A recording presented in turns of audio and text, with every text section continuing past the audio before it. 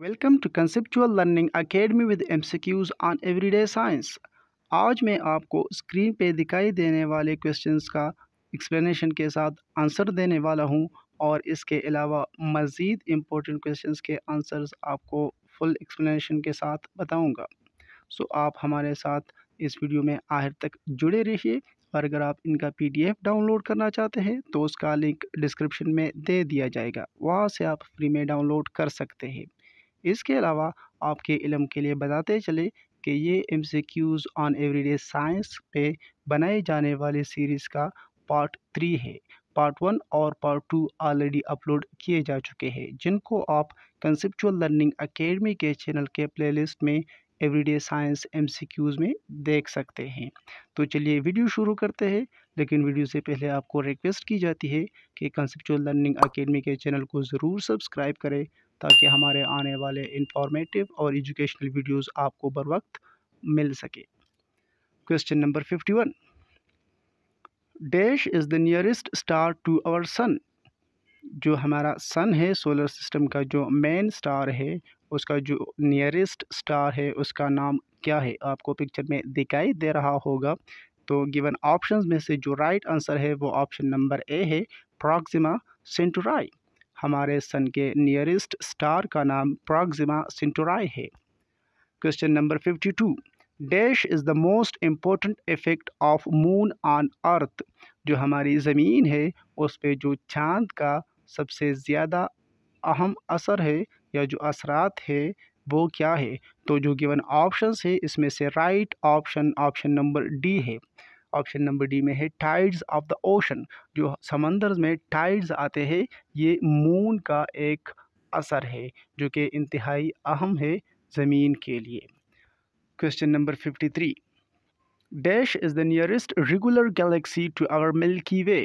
जो हमारी गैलेक्सी है जिनका नाम मिल्की वे है, उसके साथ जो नियरेस्ट रेगुलर गैलेक्सी होती है उसका नाम क्या है? तो जो गिवन ऑप्शन है इसमें से जो राइट आंसर है वो ऑप्शन नंबर डी है, एंड्रोमेडा।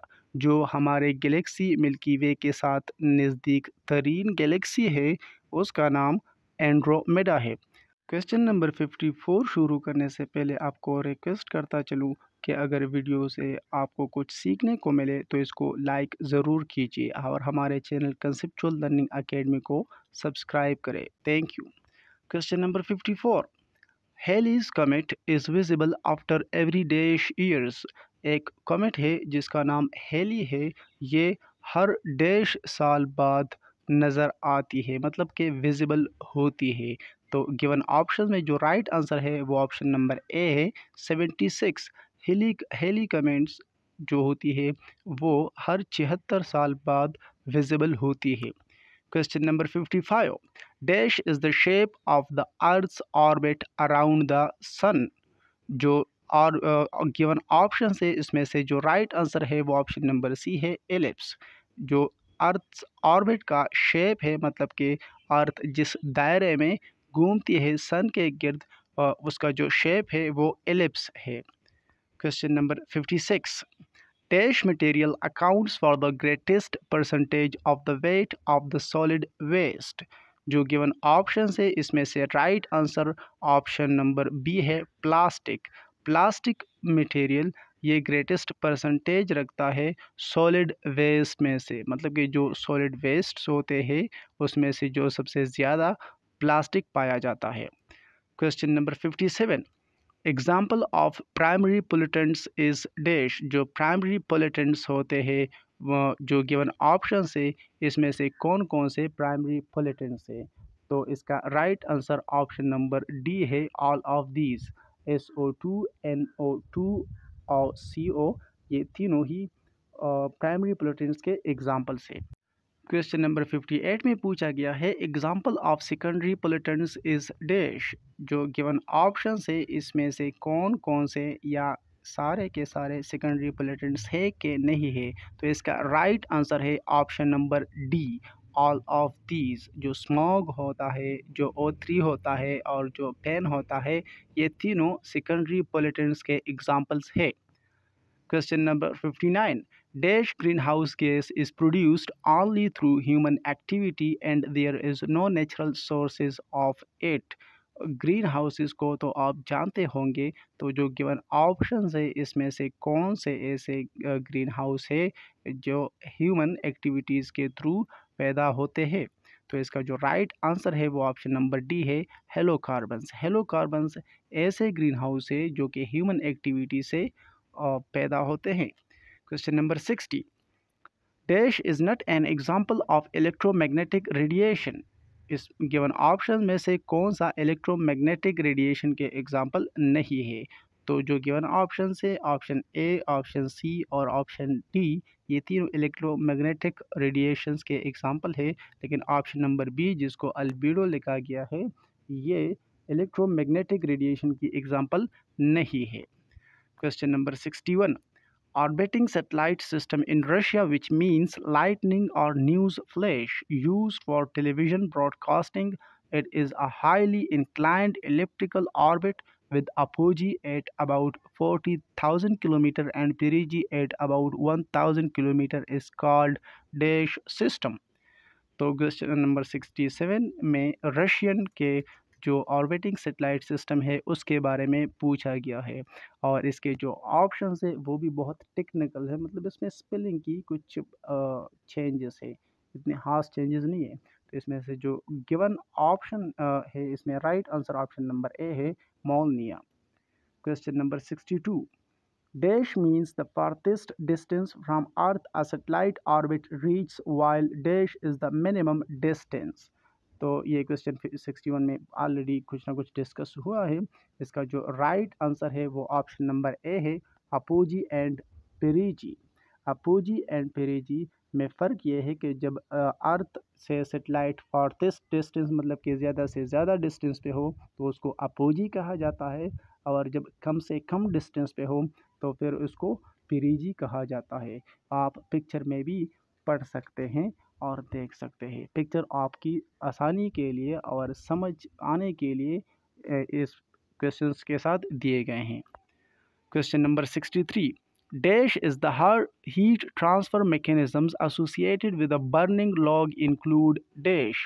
तो जो गिवन ऑप्शन है अगर आप पिक्चर में देखें तो तीनों कंडक्शन, कन्वेक्शन और रेडिएशन ये हीट ट्रांसफ़र के मैकेनिज़म्स है। इसमें थोड़ा सा फ़र्क है लेकिन यहाँ पर हीट ट्रांसफ़र का पूछा गया है, तो इसका जो राइट आंसर है वो ऑल ऑफ दीज बनेगा और option number D. Question number 64. Dash is the process whereby wood degrades thermally, resulting in production of flammable hydrocarbons. तो गिवन ऑप्शन में ऐसा कौन सा प्रोसेस है जिसमें से अगर हम वुड को डिग्रेड करें, मतलब थर्मली उसको डिग्रेड करें, तो उसके प्रोडक्शन से हाइड्रोकार्बन्स बनेंगे, वो भी फ्लेमेबल होगा, मतलब कि आग लेने वाले।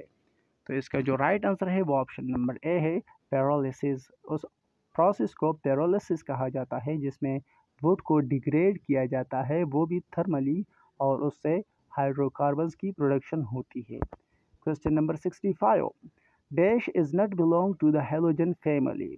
और जो गिवन ऑप्शन है इसमें से एक एलिमेंट का नाम है जो हेलोजन फैमिली से ताल्लुक़ नहीं रखता। अगर आप पीरियोडिक टेबल को देखें तो इसमें से जो सेकंड लास्ट कॉलम है इसमें से ये क्लोरीन, फ्लोरीन और ब्रोमीन पाए जाते हैं, लेकिन जो ऑप्शन नंबर डी है जिसका नाम मॉर्फिन है ये इसमें मौजूद नहीं है, तो राइट आंसर मॉर्फिन है। Question number 66. Dash among the following is not a noble gas. जो ऑप्शन दिए गए हैं इसमें से कौन सा नोबल गैस नहीं है? अगर आप पिक्चर को देखें तो helium, neon, argon, krypton, xenon, radon ये नोबल गैसेस है। तो ऑप्शन में आर्गन, रेडॉन और नियॉन आपको पिक्चर में दिखाई दे रहे होंगे, लेकिन जो ऑप्शन नंबर डी है रेयॉन, ये कोई नोबल गैस नहीं है, तो राइट आंसर इसका डी बन रहा है, rayon. Question number 67. The richest source of vitamin A is dash. जो रिचेस्ट सोर्स है विटामिन ए का वो गिवन ऑप्शंस में से कौन सा है? तो अगर आप पिक्चर को देखें तो इसमें आपको बटन में दिखाई दे रहा होगा लिवर, जो कि ऑप्शन नंबर डी है। यहाँ पर हमारे पास correct answer option number D liver बन रहा है। Question number 68, dash vitamin is produced in the sun rays. कौन सा ऐसा विटामिन है जो कि सन रेज से भी प्रोड्यूस होता है। तो पिक्चर में आप विटामिन डी के सोर्सेस को देख रहे होंगे, इसमें सन लाइट भी पाया गया है। तो क्वेश्चन नंबर 68 के जो ऑप्शन है इसमें से right answer option number D है, vitamin D. Vitamin D sun rays से भी प्रोड्यूस होती है। Question number 69, what is a eukaryotic cell. Eukaryotic cell क्या होता है। ये सेल की एक टाइप है और गिवन ऑप्शन में से right answer option number A है, cell with a nucleus. Eukaryotic cell उन सेल्स को कहा जाता है जिसमें से न्यूक्लियस होता है। Question number 70, what organelle stores wastes in cell. ऐसे कौन से ऑर्गेनली है जो कि सेल में वेस्ट्स को, फाजिल मौदों को सेव रखता है। तो गिवन ऑप्शन है इसमें से option number D right answer है, वैक्यूल। वैक्यूल सेल में एक ऐसा पार्ट होता है, एक ऐसी ऑर्गेनली होती है जो कि वेस्ट्स को स्टोर करती है। Question number 71, identify from the following the only taxonomy category that has a real existence. तो अगर आप देखें तो इसमें टेक्सोनॉमी की कैटेगरीज को देखें तो इसमें लास्ट में आपको स्पीशीज़ दिखाई दे रहा होगा। तो स्पीशीज़ एक ऐसी टेक्सोनॉमी कैटेगरी है जो कि रियल एग्जिस्टेंस रखती है। तो इसका right answer option number B है, species. Question number 72, dash characteristics is not a shared by birds and mammals. ऐसी कौन सी कैरेक्टरिस्टिक्स है जो कि बर्ड्स और मैमल्स दोनों शेयर नहीं करते। तो इसका जो राइट आंसर है वो गिवन ऑप्शंस में से वो ऑप्शन नंबर सी है, विविपेरिटी।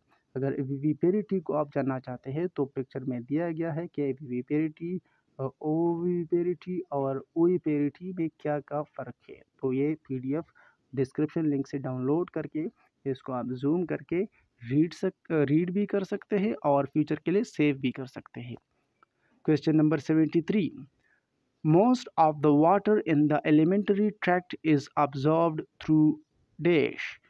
तो जो हमारे पास वाटर होती है एलिमेंट्री ट्रैक्ट में, उसको जो ज़्यादातर वाटर को एब्जॉर्ब करती है वो गिवन ऑप्शन में ऑप्शन नंबर बी है, लार्ज इंटेस्टाइन। जो लार्ज इंटेस्टाइन होती है वो ज़्यादातर वाटर को एब्जॉर्ब करती है। अब बाकी इन पिक्चर्स को आप पीडीएफ में जूम करके देख सकते हैं और पीडीएफ आपको डिस्क्रिप्शन में लिंक से फ्री में मिलेगा। Question number 74, villi are not found in dash. Villi जो कि एक ऑर्गन है, एक ऑर्गेनली है छोटी सी, ये गिवन ऑप्शन में से कौन से ऑर्गन में नहीं पाया जाता।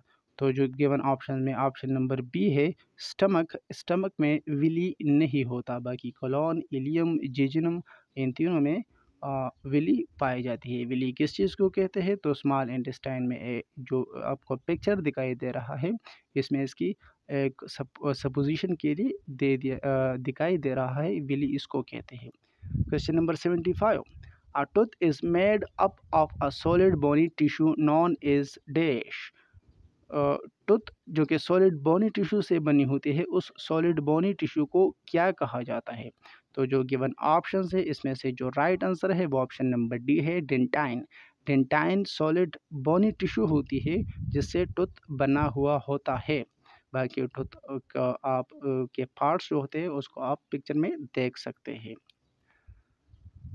For more informative and educational videos please subscribe to conceptual learning academy. अगर वीडियो से अगर आपको कुछ सीखने को मिला हो तो इसको ज़रूर लाइक कीजिए। Thank you.